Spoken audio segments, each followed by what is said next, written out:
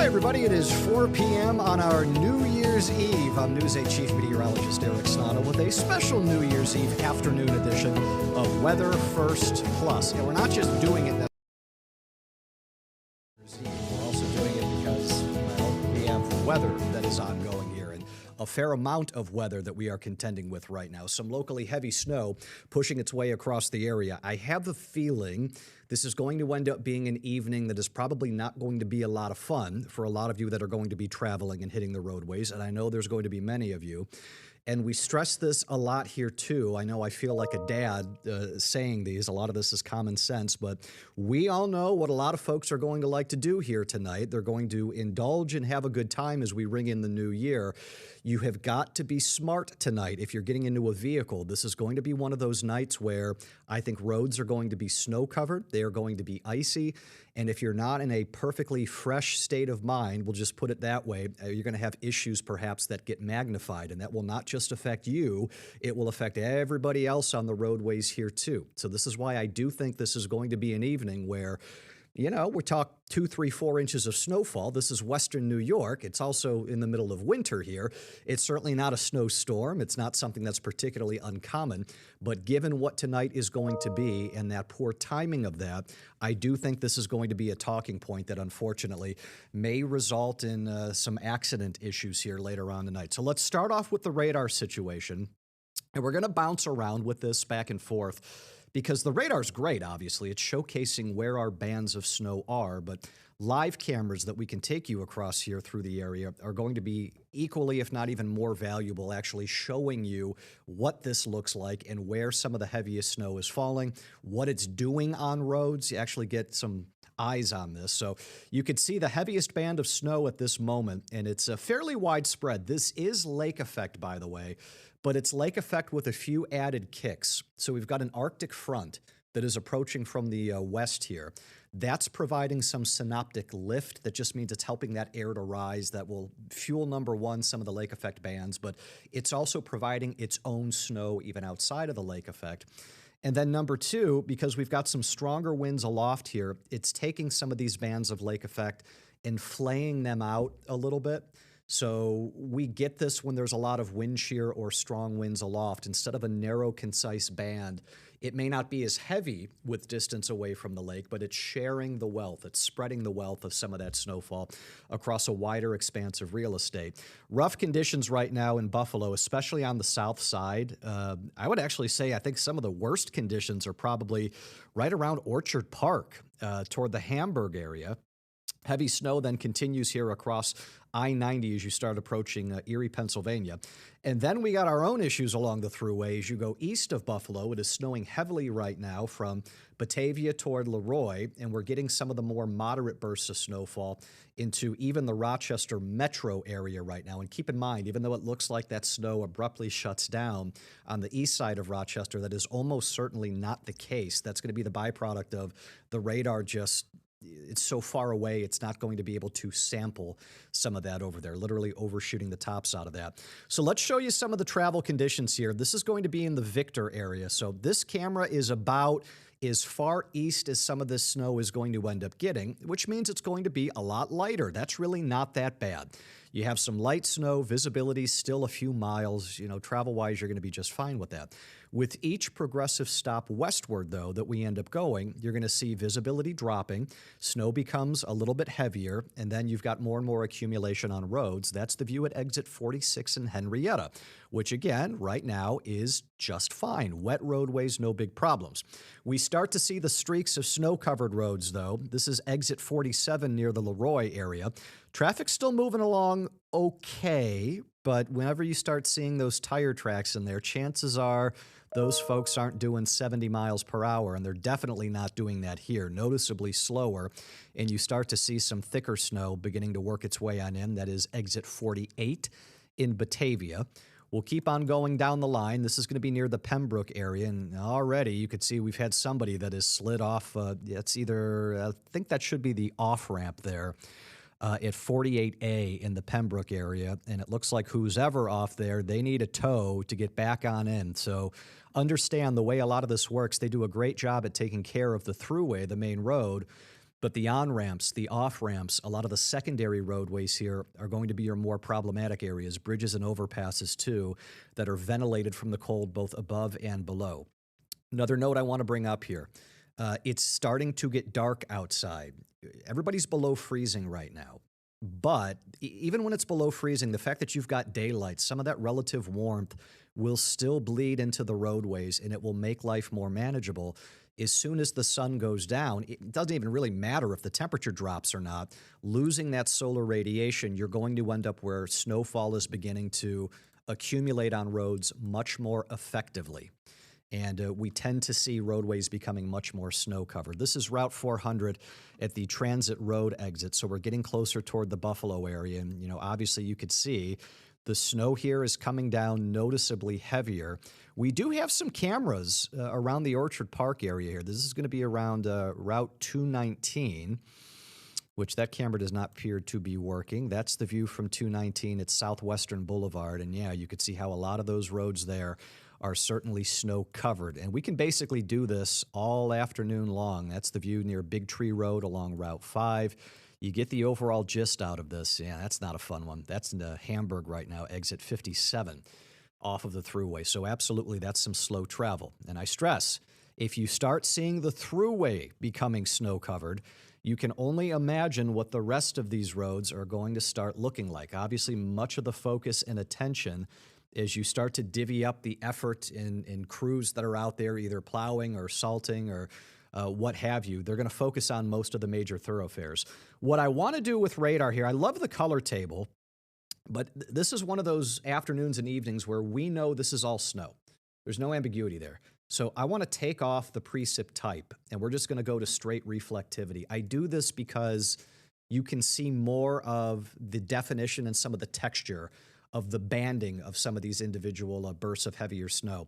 So you can see this very narrow band. That's going to be the heaviest stuff that we've got near Lackawanna. That is going to be on the south side of downtown Buffalo. It is making some progress northward. If you are traveling toward Buffalo, maybe you're in the Buffalo area right now and you've got somewhere that you want to go, you're going to be talking about 1 to 2 inch an hour snowfall rates out of that. That's going to be a mess. That's not impossible travel necessarily, but it's not going to be fun travel. You see how the band remains pretty robust all the way to about Batavia. I'll note, too, we've got some decent snowfall rates picking up northward here, closer toward the lakeshore. So our friends in Orleans County, too, you're going to be dealing with a pretty good pop of snow here as well. The cold front itself is still lurking just a bit off to our west. So you see what we're dealing with here. I've got the front probably just to the west of about Toronto right now.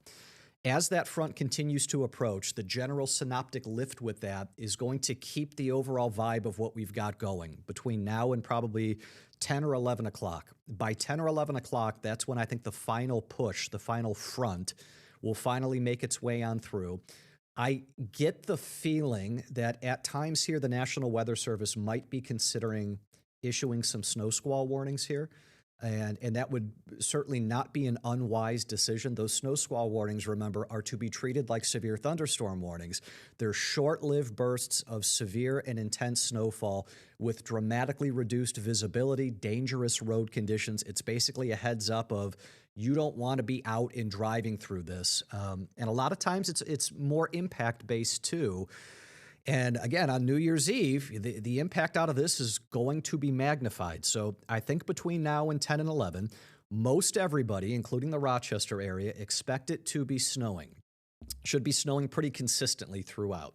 Embedded within that consistency, you're going to have narrow bursts of heavier action, especially as the winds begin to shift here. One final burst, and the high-res rapid refresh has hinted at this. Our in-house model has kind of hinted at this too. Somewhere in that hour or two just before midnight, we might get that one final push of very heavy snowfall, which is really about as bad of timing as you can possibly do here. So I stress again, if you don't need to be out and traveling, this is perhaps an evening where maybe you just do your New Year's celebrations at home. But if you do have to travel, you need to be smart about this. You're going to need to allow some extra time to get to where you're going. Have some patience and make sure you're in a good state of mind to be able to do that. There's your final push. A little bit of a squall perhaps coming through the Sodus area that will stretch down to Dansville.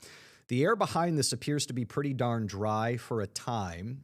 So I think we're going to kind of cut this off to more limited lake effect snow showers. But again, on New Year's Day, this is Thursday morning at 9 a.m., we're still dealing with a northwest wind flow here.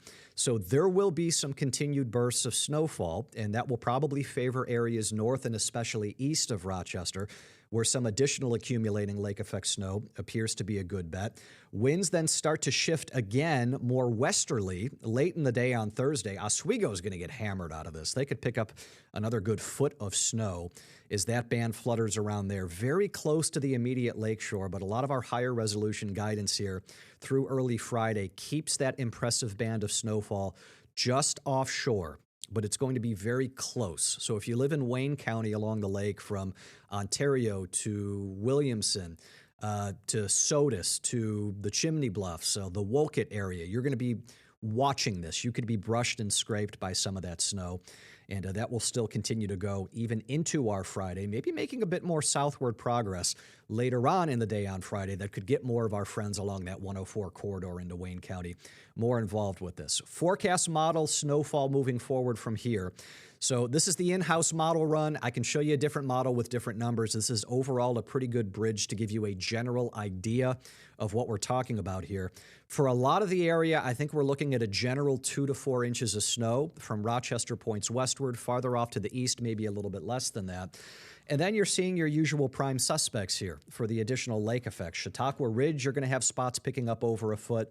And then again toward Oswego, getting into parts of the Tug Hill too, north of a foot of snow through Friday, again, appears to be a pretty good bet out of this. Now, we've had our fair share of snow out of this. These are the latest numbers through yesterday. This is not factoring in what has already fallen today, which means I can tell you that even though Buffalo is the one out of this 5-horse race that is still technically below in terms of those numbers, that plus 8.6 at Albany should be in blue because they're above average there. Buffalo's probably going to get at least that. And there's parts of the Buffalo area that may be already pretty darn close to approaching that. But what stands out to me on this map and what should stand out to everybody, look at Syracuse. Syracuse has had more snow already this season than Buffalo and Rochester combined. And then there's still a gap that we could add on top of that that does not yet get to that 76.2 inches of snow in Syracuse. They are almost the same amount of snow above average than Rochester has picked up in this entire winter season. They are 3 feet of snow above average out of this. Pretty wild and pretty remarkable. So, yeah, it's been a winter so far. For what it's worth, by the way, remember last year, the big headline was Rochester had its warmest 2024 on record. We weren't anywhere close to that. 2025 will go down almost spot on, pretty darn close, like 1/10 of a degree away from average. I think it's like 49.1 degrees in that general ballpark here. So not a crazy cold year overall, but definitely a step back from that exceptional warmth out of this. So here's the way this is going to work for the remainder of this afternoon and the evening.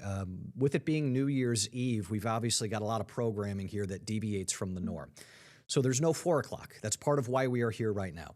There's also not going to be a 5 o'clock broadcast. So what we're doing here in terms of coverage of the snow is you can follow us on rochesterfirst.com. We've got a lot of coverage there.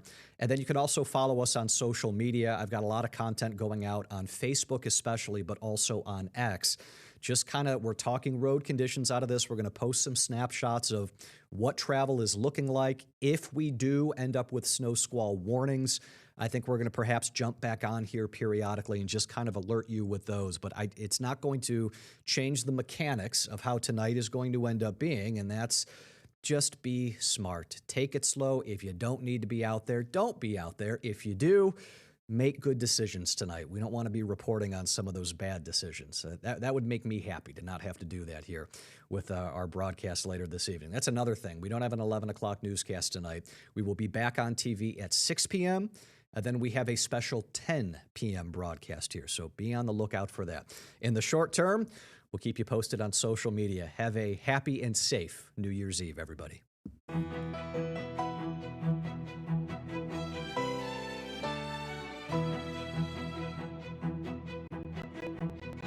Get the Rochester First streaming app today for everything you love from News 8 On Demand, plus exclusive shows you won't see anywhere else. Search ROC and download for free on Roku, Amazon Fire, and Apple TV.